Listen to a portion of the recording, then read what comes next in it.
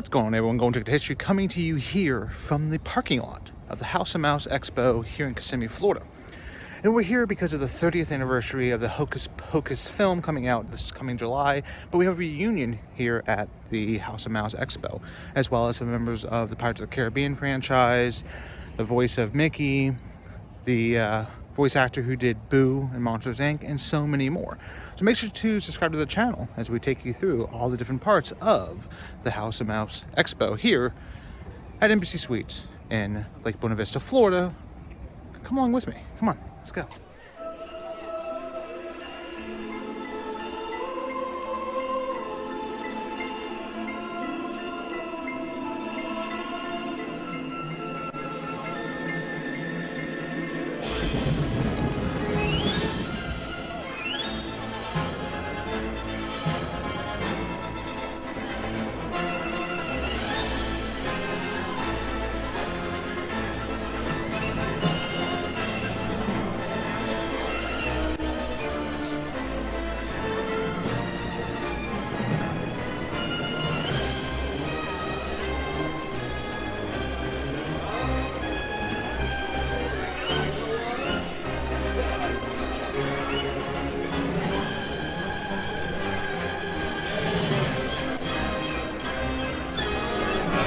Hey everybody, how you guys doing? My name is Graven Ravenwolf. To my right here is my muse Monica Ravenwolf. We're here at the House of Mouse Expo, and this is some of our work that we've set up. We do shows from time to time all around Florida as well as out of the state. Monica here is amazing with colored pencil on black or colored matte board. She does a lot of fantasy stuff. She loves cats, of course, as you can see. This is a whole brand called Itty Bitty Bittens that she's doing. I do old school stuff. I'm more of the comic book guy, 80s type feel, so I do a lot of Transformer stuff, as you can see behind us here. And we're here locally in Orlando, Florida. So if you guys would like to talk to us or get to know us, reach out to us on our websites. You'll see them on the website, on the video here. Connect with us. Thanks, guys. Take care. Let's get this party started!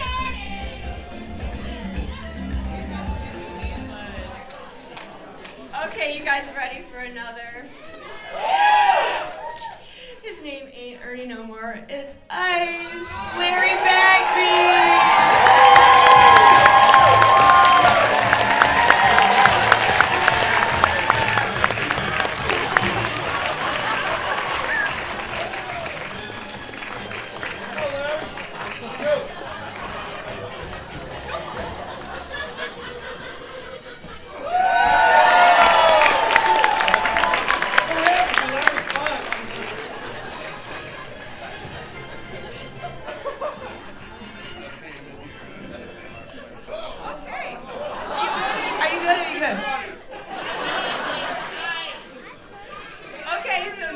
We have the other half of our favorite bullies, Tobias Jelinek.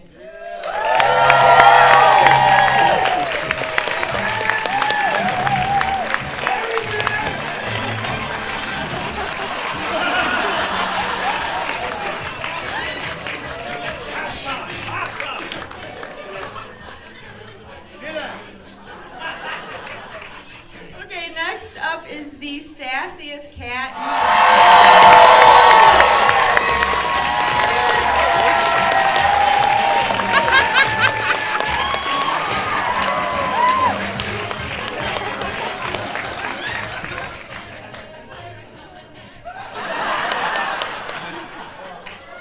Okay, you guys, she tried to warn them about the black flame candle. They didn't listen. Vanessa Shaw.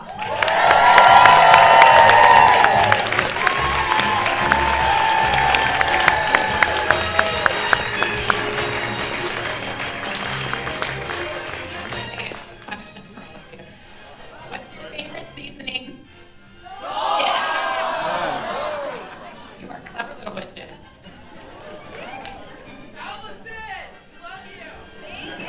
You too! Woo! Okay, next Queen.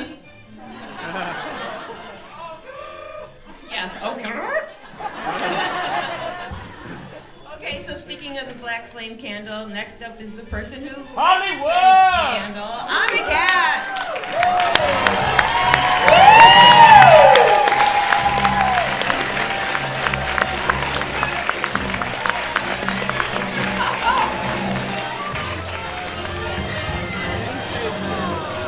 Max Dennison. Max Dennison. Hey. Okay, you guys, next up is Emily Binks herself, Amanda Shepherd.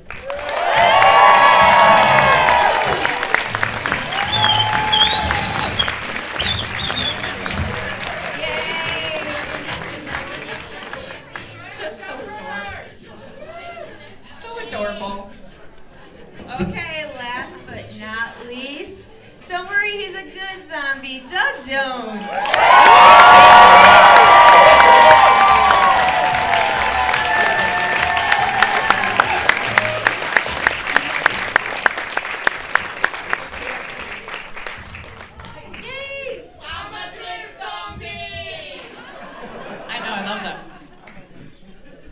Doug Fresh. Hi, guys. Don't remind us.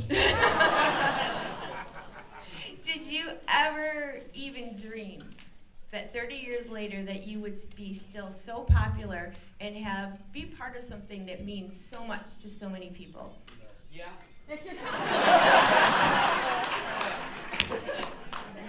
He's actually not lying. We thought it was going to be a huge success, and it turned out to be bomb, as you all know. Or some of you actually do not know. Yeah, bomb! Woo!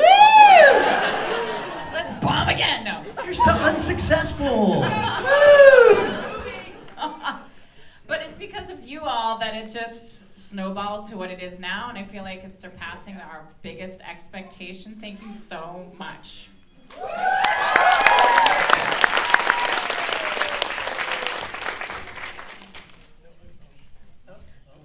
Oh, is it me? Am I on? Well, actually, the biggest surprise to me is that 30 years later, I'm still alive. So that's good. I'm very happy about that. We're happy too. Yeah. And because of this fervor for Hocus Pocus, we were able to make a Hocus Pocus 2. So thank you for that. God bless you. It's all because of you. Yes. And also, I just want to mention, right, Jason? This is the biggest Hocus Pocus reunion ever to date.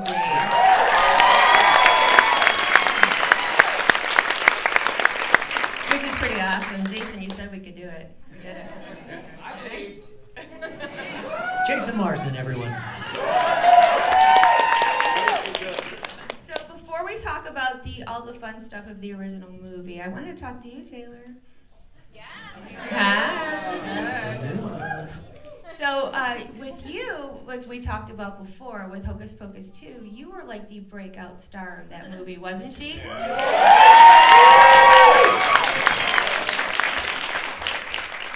I mean, young Winnie. All right, so I guess my question to you is, what is it like to step in the shoes of that character? Were you nervous? Did you feel you had something to live up to? Or just tell us about the experience of Hocus Pocus 2. Well, I definitely had a lot of weight on my shoulders being young Winnie, and so I was super nervous, like, all the time. Like, every time I stepped on set, I was like, okay, gotta bring it today, like, and... You brought it!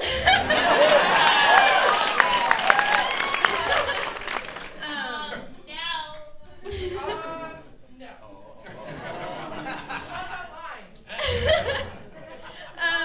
It's just cool to like be a part of like such a iconic like family, I guess. Yeah, it was awesome. It was really cool, and I really enjoyed the experience, and I'm really excited to be here today. We're happy to have you. We're so happy to have you. So, and this is her first convention as well, and you know, it's really exciting that you guys chose to start with us. So, speaking of first conventions, Michael McGrady, hi. Yeah,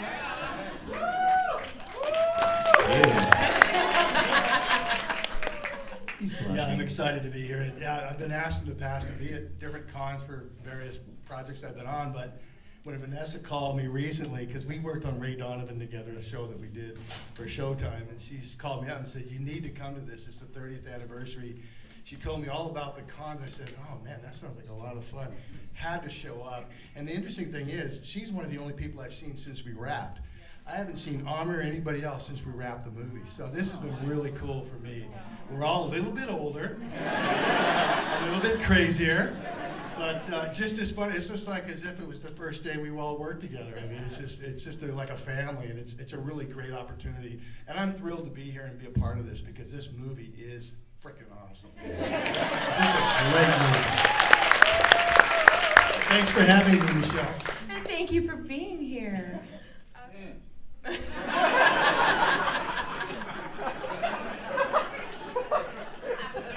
Be careful, Michelle. Okay, so we're gonna try lightly on this question. Are you ready? Behave. Try. Behave. There's children in the room. It may take me a couple of tries.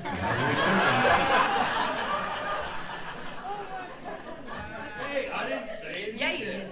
Anyway, so here's my question since we're talking about being inappropriate.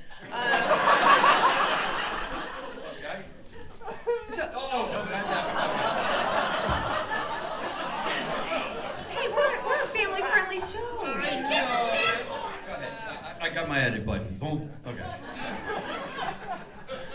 Okay, Don. And actually, that really is the question I was going to ask you, because Done? Okay. No. Thank you for coming. So, the fans, all of you, probably can recite many lines from this movie. Yes. And so here's my question. Now, I was the person that saw it in July when it opened all those years ago. You were the other one? That was me. You were the person.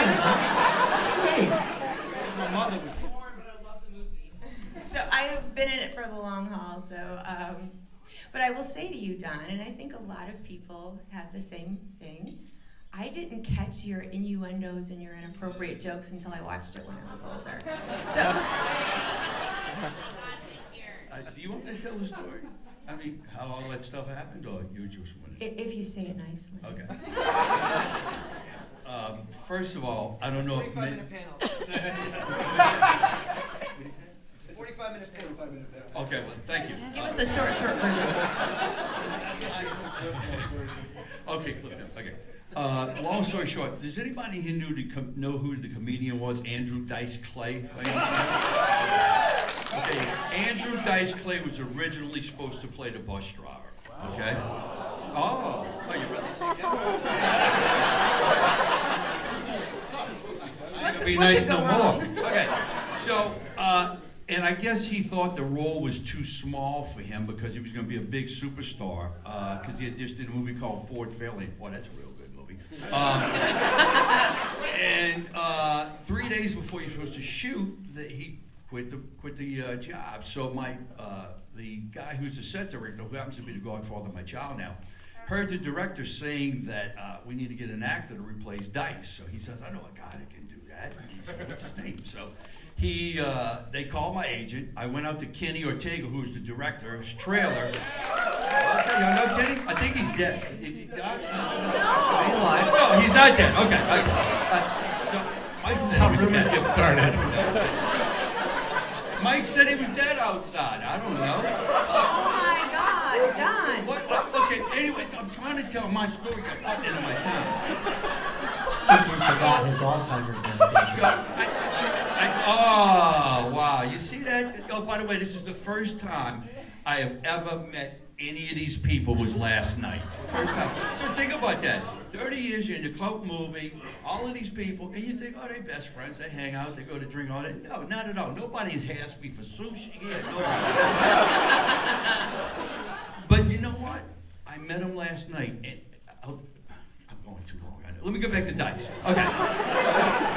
So Dice couldn't do the job. So anyway, I show up, I audition for the job, blah, blah, blah, blah, blah. Anyway, I get on the set, and so I do a couple of the lines, meet a couple of the girls, I'm trying to have some fun. And so I said, if Dice was doing this role, I started channeling Dice. Remember he had those X-rated, what is it? Nursery rhyme. Yeah. So I said, let me do it with some dicey stuff in there. So I just got this voice, and I started thinking, thinking and it's sort of right. So I do a lot of the lines that you guys like and that you quote. I made those up. I improv'd all those lines. Oh Lord, I think I need a chemical because you girls are giving me a fever. All of that was all totally improv. And the party pooper when Beth was getting off the bus, I was just winging that stuff. I was trying to just do like a dicey thing, you know. But what? Oh, okay. Anyway, I think I'm done. They don't. Michelle keeps giving me that eye, you know. Oscar, I tell you what, she gets hostile when you get her pissed off. Oh, I'm sorry. Mad. Music. Blank that up. Anyway, so all I want to say is that meeting these guys, it's just been. It's like I'm in Italy and Sicily, and I'm meeting old like cousins. We all get the same grandma. That's something. I really. Time's up.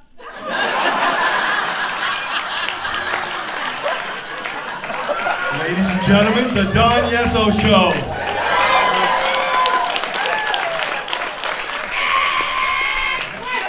I ain't listening to some old bitch. I mean, witch. Son of a witch. Anyway, I want to say, hold this for a second, Mike.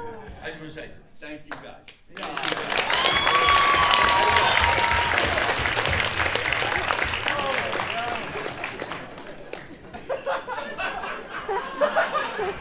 All right, so by the way, the screaming witch in the back of the room has flown in on her broomstick all the way from Salem, Massachusetts.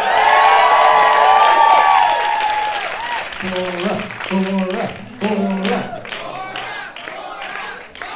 So thank you, Bora, for being here. Thank you for having me. Always. All right. So next up, I'm gonna bother you, Amanda.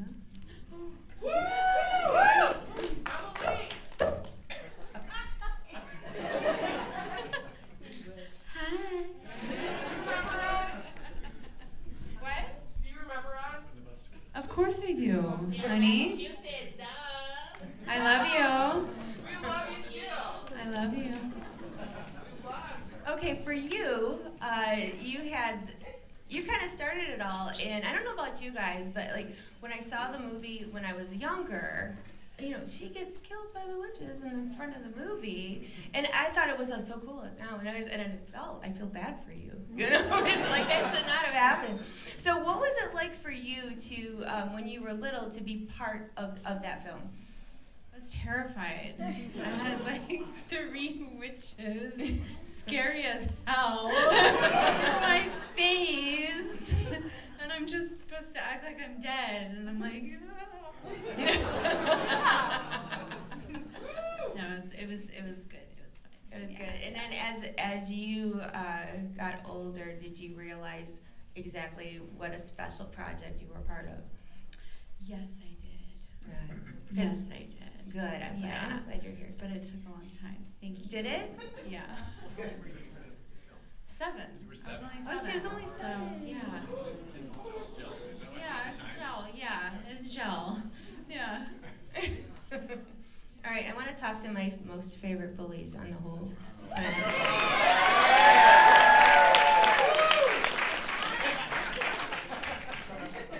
So these. Oh. I wasn't talking about Yeso. I was talking about you. No. I will tell you, you two were my favorite part of the movie, and I could literally quote your whole scene in the cemetery. Like, dude, I really could. Hollywood. Yeah, that's totally you guys. So what was it like for you to be on the set as teenagers and to get to be the bad guys, sort of? Take it away. You answer this one so well, I just have to have you kick it up. But I'd like to see what you have to say about it this time. 1 minute. Hollywood! 57 seconds. 56, 55, 54. You know, instead of just what it was like to be teenagers on the set, I'll tell you what was cool, because the first scene we shot was in Massachusetts. Yeah. And what I do really like about, one of the things I love with the conventions is new stuff always comes up meeting fans. And what's been interesting, number one, this witch, who I'd never heard of before. Everybody's going like, do you know who's here? Do you know who's here from Salem? We've met several people who have gone there for their honeymoons to Salem. We met a couple that's going to get married by you next Halloween. So it's very interesting 30 years later to have this throwback to Salem and realize the influence this film has had on such a historic place like Salem and the subculture that's emerged and continuing to grow 30 years later. It hasn't even peaked, guys. And now Hocus Pocus 2, let's see where it goes from here. I don't know, it has nothing to do with being a teenager, but I'd say... I will say the experience that we had were, a couple of teenagers, being picked up in a limo and flying first class, and then landing and getting picked up by a limo and going to our own hotel rooms. And in a place it was the first time I'd ever traveled as an actor to do a film outside of Los Angeles. So it was very exciting. And we were blind leading the blind because we didn't know. You got something? Yeah. Well, I've got the microphone. Anyway, I can go ahead and tell me, and I'll just let them.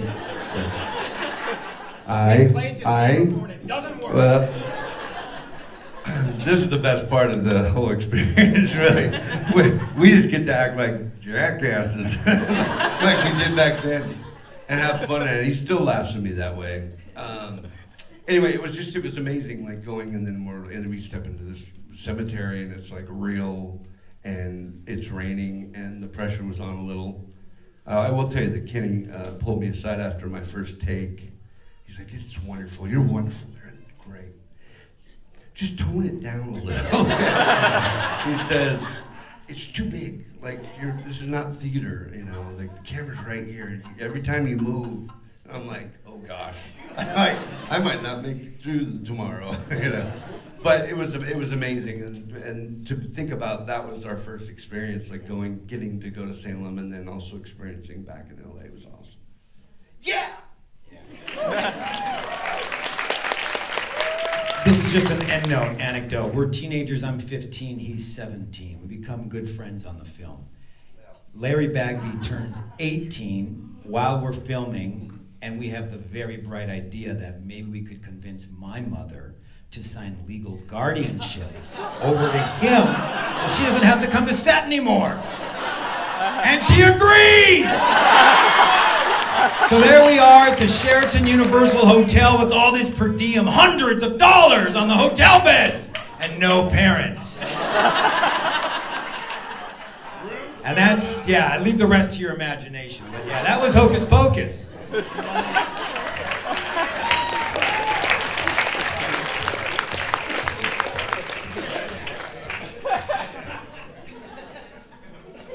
Hi, Jason. What's up, Michelle? Is this a good time or what? Oh, my word. So I'm going to tell our little embarrassing story for those that missed it. So when I met Jason a couple years ago, I fanned out, of course. And I was just standing there, and I was dancing at a club. It's fine. Tell them the truth. Male strip club.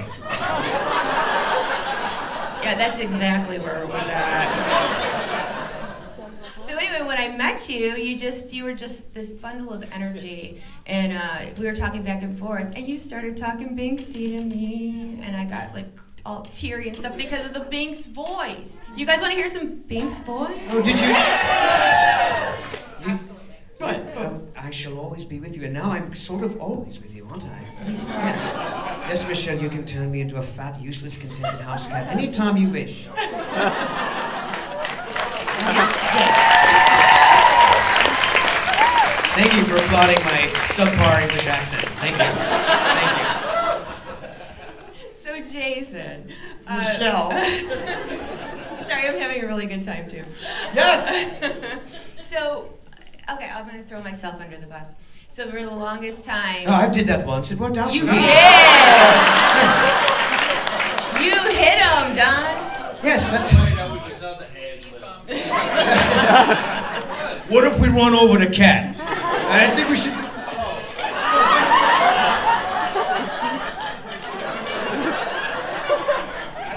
I'm not getting Marty. For fuck's sake. All right. So picture this is Sarah Jessica Parker, okay? What is happening? Okay. She didn't have much on at all. And we were squeezed in between the steering wheel and my family seat. family friendly. Okay, I'm doing good. And so we go over this, boom.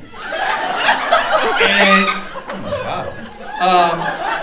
And the original line was, we would go, boom. The original line was, oh, I think I'm in love. Disney was like Michelle, trying to edit me. So finally, they said, it might be a little too dicey, you know? So they said, come up with something. All right. So we go. So Sarah was actually driving a city bus. She had the steering wheel and I was working the pedals. And so they put a log in the middle of the road and Kenny goes, he's still alive, right? Yes. Okay. So Kenny says, just come up with something outside. So we go, boom. Okay. And I just went, speed bump, because it felt like I was going over a log. And that's when I killed Banks. Anyway. Yeah, right, I did. Well, okay, but I don't want to ruin the end of the movie in case anybody didn't see it. Anyway, so I'm going to turn you back on over to a little Banksy. Thank you. Wow. Every ride at Disney World, that was my favorite. Oh, my Christmas. Thank you. That one wasn't called a log jam, was it?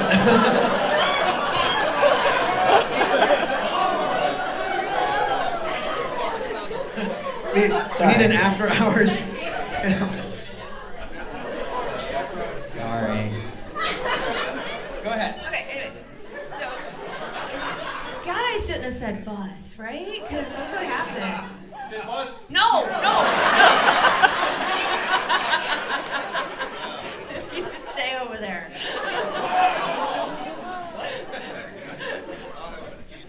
Right. Hi, Jason. Hello. By the way, I'm in 405. Everybody wants to go to the party after. Or 420, apparently. No, that's Omri. That's my room That's number. Omri, yes. Yeah. Yes. We can move on to someone else. I know we're like short on time. No. No, we're fine. Back to me? We allowed Love extra it. time It's for the this. Marsden. It's the Marsden show. That's right. The doors are locked. We're all in here for 3 hours. That's right.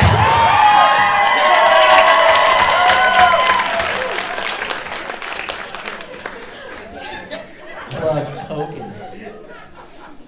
All right, so my question was, if I can remember now, I'm a little thrown off. So, Did she say bus? no.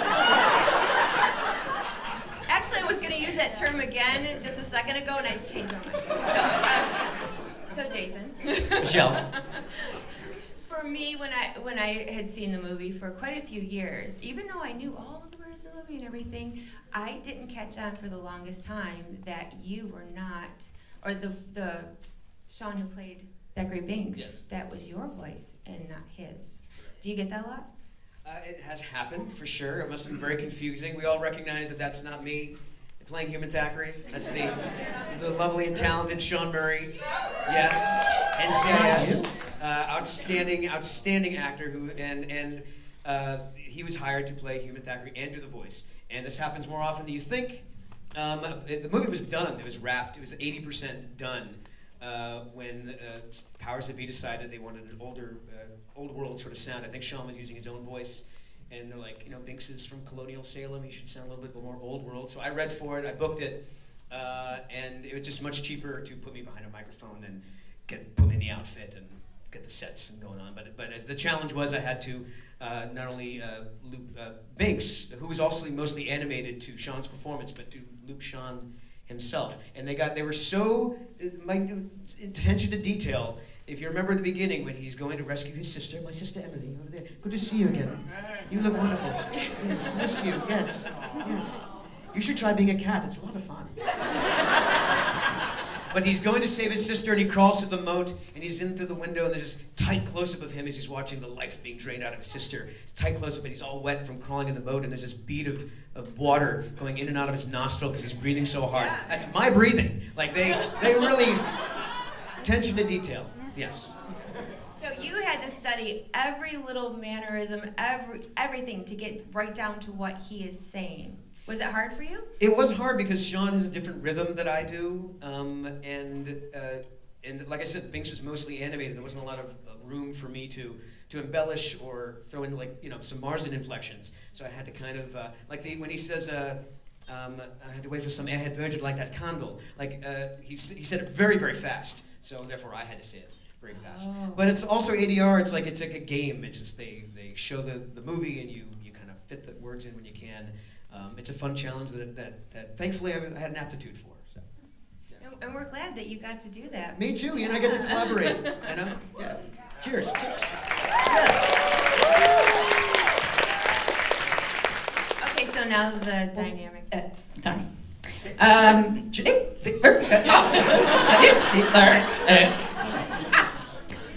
So for me, this was my dream come true. I grew up watching Disney movies like Haley Mills, That Darn Cat, like Freaky Friday, all the 60s, Flubber were my jam. And so I feel like I just, law of attraction, just brought to me, and I also love The Wizard of Oz. So me doing this movie on the Disney lot with the cast that was involved, and Omri and Thora having already been in this business for 1,000 years, and we're only 16 and 10. And I just felt like it was a dream come true for me. And when I had to do the scenes with the witches, it was very terrifying for me too. Not just because of who they, the witches themselves, but because of who, I admired them all. Sarah Jessica Parker particularly. I watched Square Pegs. I watched her in Footloose, and Bette Midler. I'd watched her in Beaches and cried my eyes out. And so it was just these people I literally, and if you think about the time period, it was only 4 years before I'd watched them all do these things, and here I am in a movie with them, and it was my second film ever. So it was really a dream come true for me. Thank you. Same Just for you. another day at the office for me. It kind of was. We're complete opposite. Right? I was just it took long enough to get the part, so I think that was kind of that anticipation and waiting for all that to happen. That's where I think my nerves were kind of bubbling and all that. But then once I got the part and I started working, it was just okay, I got the job, so now just get the job done, and I had a blast doing it. So. And you done yet? Yeah. Thank you. It's just a bunch of hocus pocus. But isn't he perfectly cast because of this laid-back, tie-dye attitude? Jimi Hendrix. It's just a bunch of hocus pocus. Yeah. So for a long time after the film, did you get recognized? Because, back in the day, teen magazines and all this kind of stuff. And how did you deal with all that kind of stuff? Well, if you remember, it was a flop, so no one knew us from anything. Jason Marsden, everyone. Hi. Randomly invited to a Halloween party at a friend's house. They made it a Hocus Pocus themed party, and I was like, "Oh, that's fun! I'll dress in a black suit and cat ears and a tail, and I'll be Binks." And I said, "I'm going to be in character, and I'm just going to mess with everyone all night and annoy everybody." And I got there, and they really, they decorated the entire inside of the house, and the roommates were the Sanderson sisters, and they had the movie playing, and they were taking it really serious. I was like, "Wow, this is." I guess it's really caught on, and then someone took a photo of me, and then BuzzFeed got it and put that out there, and then I was like, okay, so there's some traction happening here. And then, you know, you go to a Spirit Halloween store like I do every year, and there's more and more merchandise. But it must have been at least 15, 20 years later. How about you guys? Anything? What year, when was that Halloween party? It was like 5 years ago. Oh.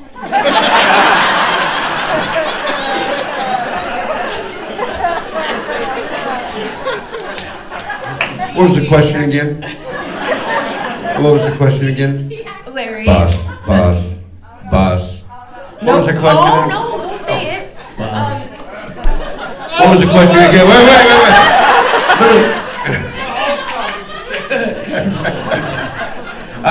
Wait. Bigger than what we thought it was. Are we here today for Hocus Pocus?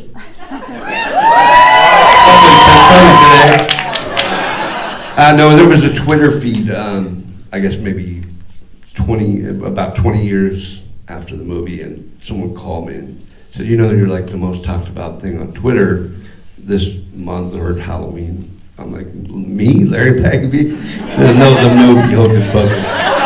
So, yeah, that's when I kind of knew it was like something was going on there. And then, Vanessa, you and I did that cool thing at the El Capitan where we did a panel and they showed the movie there.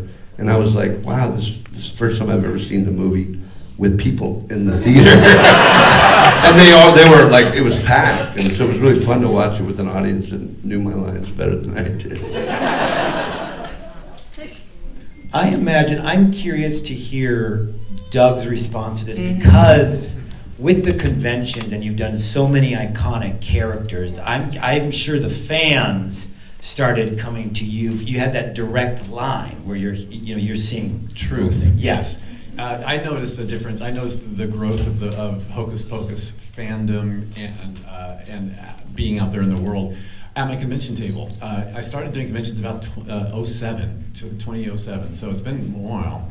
And what would happen is I had a Billy Butcherson picture on my table with all the other characters, and people would come up and go, huh, wait, what was that? It was Hocus Pocus, a Halloween movie with Bette Midler and Sarah J. Oh yeah, I think I saw that, yeah. Wait, you were in that? Yes, I played her ex-boyfriend for 10 years before I was a dead guy, had stitches and oh, yeah, okay. I'll take an Abe Sapien. So that's how it started. And over the years, though, it's been like more and more like, oh, yeah. And even people who had seen the movie and loved it were like, and you were what again? I had to remind them I was the dead guy that came up out of a grave. Oh. Yeah, no, I think my daughter would know. But with repeated viewings, it was the airing on ABC, then ABC Family, and then Freeform Channel, again and again and again, high rotation, and then the you Disney collectors like to have it on your shelf at home.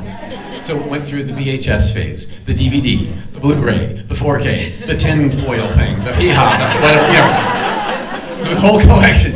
So I just noticed that and those had started coming into the conventions as well. Can you sign the label or the cover of my VHS?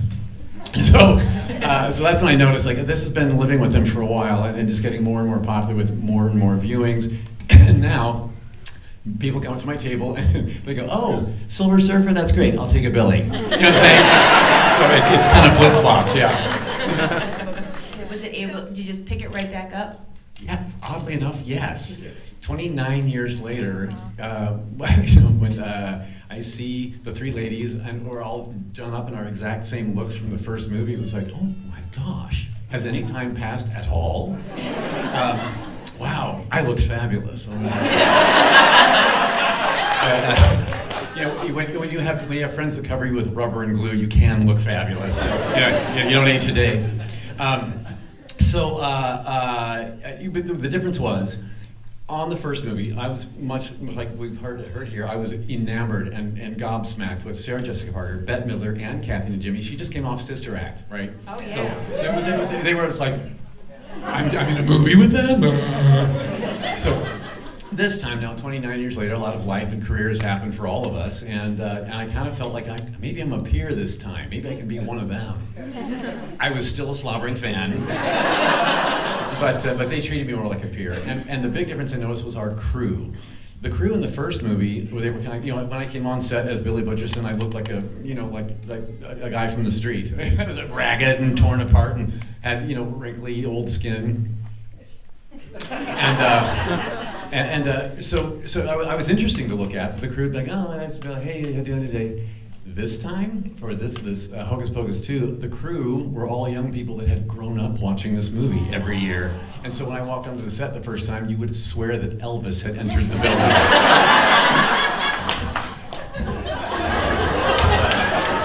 Bill's here. I was like, oh my gosh. So that was quite, but the pressure was on. Like, I better bring Billy back. I did. Can everybody remember how he did that? I don't know. Yeah, but I will say this. I was 32 when we filmed the first movie. I am now 62. And that 30-year difference I forgot how physical and demanding and Billy is. But I found out quick. So yeah. Anyway, but I hope I pulled it off. Hope I pulled it off. Thank you.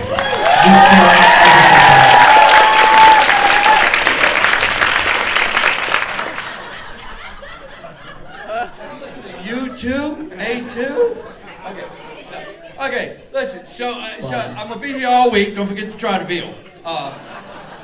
No, I have two little trivia things, and I think y'all might be interested. If not, you know, I will not speak again. Anyway, so as I was saying, most of the scenes that were shot with the three girls, I mean, we weren't really all in the same place at one time.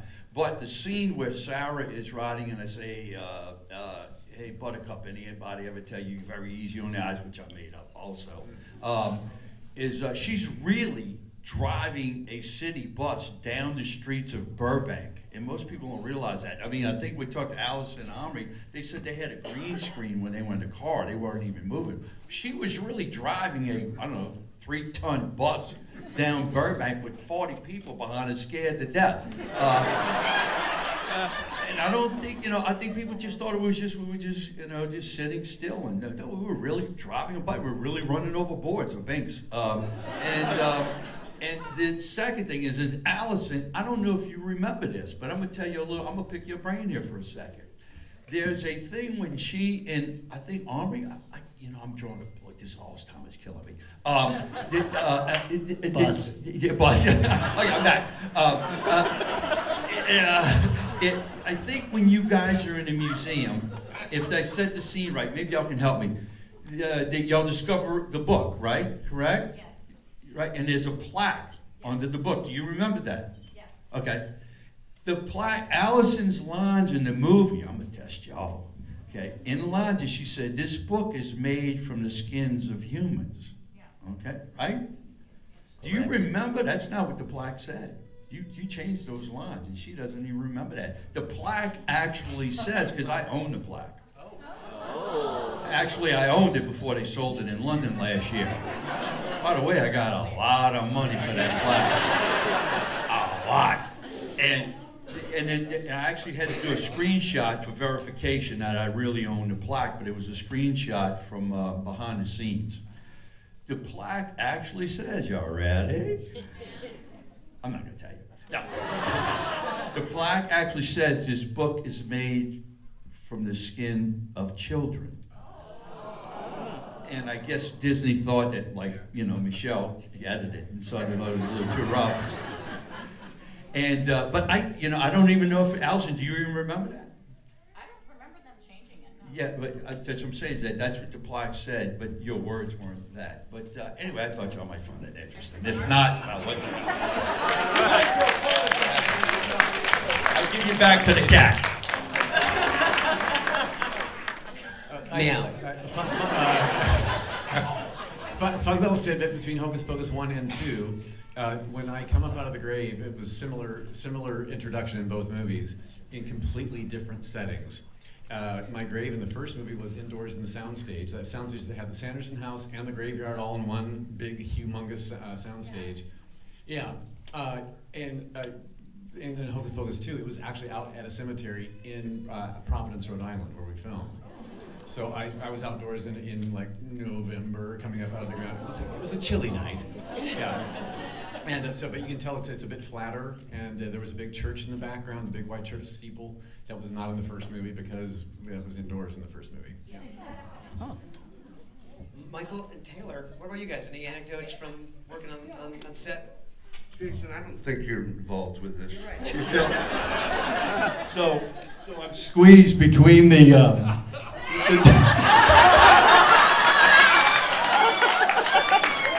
and I've got Don, the bus driver, right in front of me.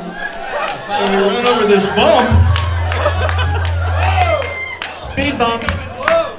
Hey, are you really a virgin? You're no virgin anymore, buddy. I think he's in love. Yeah, it's kind of an interesting thing. Get out of here. You had your time. So when I got called on this movie, it was kind of funny because my agent and I kind of fought over this film because up to this point I'd done like 4 studio pictures, pretty substantial roles. One of them was The Babe. I played Lou Gehrig. John Goodman played Babe Ruth. I did another movie called Dickstown with James Wood and Lou Gossett Jr., both Academy Award winners and stuff. So when this movie came up, and my agent said, look, they got this role in this film. They're interested in you to play the role of the cop. I said, well, tell me a little bit more about it. And he says, it's not a big role. It's a very small role. But as your agent, I have to bring it to your attention. So I said, well, let me read the script. And I looked at it and I said, yeah, it's a pretty small role. I said, but you know, Bette Midler's a household name right now. She's a big deal. Sherry Jessica Parker's a big deal. I said, I think this movie might be a big hit, and I think we should do it. It's a smaller role, but I think it's worth it. And Vanessa did it, I go, it's too bad Kenny died. She goes, what? I go, Kenny died. Didn't you know that? And she goes, no, when? I go, like last year or something. She goes, no, he didn't. I go, yes, he did. And then she Don't argue with me. The historian. Yeah, the historian. Exactly. So you don't ever ask me about who's alive and who isn't. They're all dead as far as I'm concerned. So long story short, I get the role, and we do the thing, and then you were asking earlier about when did we know this movie was a hit. So I kept doing, I've been a series regular on 3 different series. I've done a lot of film work and other work. I knew immediately because everywhere I went, year after year after year, throughout the world, traveling, doing different projects, this is the role people remember the most. And I used to tell my agent, I go, see? See? Nice. I'm in this big hit called Hocus Pocus. Nice. Dude. So that's like my little anecdote. There are no small roles, just small actors. The small So I was really proud of it. Just from personal bus. Now, Mike is no small guy. So anyways, so doing the role was a great opportunity for me, and to this day, people still recognize me playing the cop. So it's kind of a cool thing. And to be here is really cool, meeting all of you. Really cool. Really. No. So Taylor. Well, so kind of like what Vanessa said, we had animals on our set too. We had like cows and pigs and goats and chickens and all of that. And so instead of going to do school, we would always sneak away and we would go and like hang out with the cows. But also we had spiders, which I think part of it was animated, but then at one part we had a spider crawling on somebody, and that was real. And so technically we had to be trained to learn how to handle these spiders, even though we never like really did. And so I can't remember what kind of spider they were, but they were like so sweet. And when like they would do a take and then they would get too tired, so they had to go back in their little container and just sit there, and then we would move on to the next one and they would do it, and it was just the sweetest thing. I was really scared, but when I look back on it now, I'm just like, oh, I wish I was more fond of them and stuff. Yeah. A wall of spiders.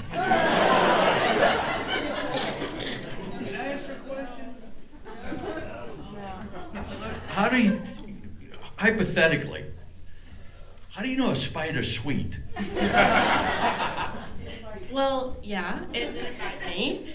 And, well, obviously, I feel like everyone is just like scared of spiders. It's just a common thing. And so when we had to go to get trained, the guy was like, "Oh yeah, just hold it. It's fine. Just it's not gonna bite you." And I was like, "Yeah, I don't believe you, but." And so he put it on my arm, and it just started crawling and doing things. And then when it got tired, it would like put its string on your finger and then go down to the floor and just sit there. And it was just like, sit there, all just real cute. And so yeah, I guess that's how. I think you just made. Hocus Pocus 1, I had a line, a word in the entire script. When I cut my mouth open and coughed out the dust and the real moths, another story that I've told ad nauseum, sorry. But the script had me look at Winifred floating up there and just say, "Which with a B?" Right? And I'm thinking to myself, oh gosh, Disney, kids, family movie. I don't know that that's the moment we want to have for Billy coming, out of with his voice for the first time. So I thought, so I kind of ad-libbed. I took a note from Don and I ad-libbed. And I thought maybe if he comes out with 300 years of pent up, I hate this woman. Well, she did poison me and sewed my mouth shut. Why wouldn't I hate her, right? So that's when I came up with wench, trollop, you buck-toothed, mop-riding firefighter from hell.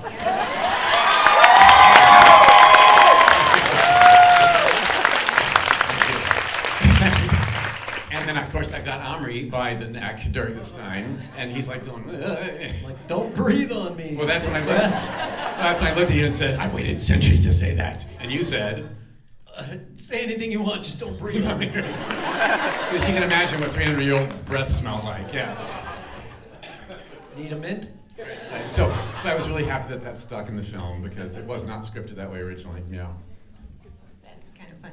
All right, so we're going to wrap up in a few minutes because we wanted to get to some audience questions because we didn't get to do that last year, and I wanted to make sure that you guys got to ask some questions as well.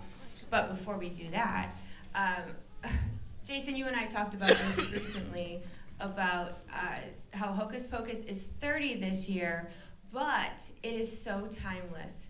And other families are growing up with their kids watching the movie. And I think it's one of those things that it continues to grow and grow and grow. How does it make you guys, any of you, feel that you are a part of a family's traditions? You are household names to these people. And, we used to watch a Great Pumpkin Charlie Brown when I was a kid. And now kids, it's Hocus Pocus. I even joke, like, around September, it's Hocus Pocus season. So. Yes, my last is actually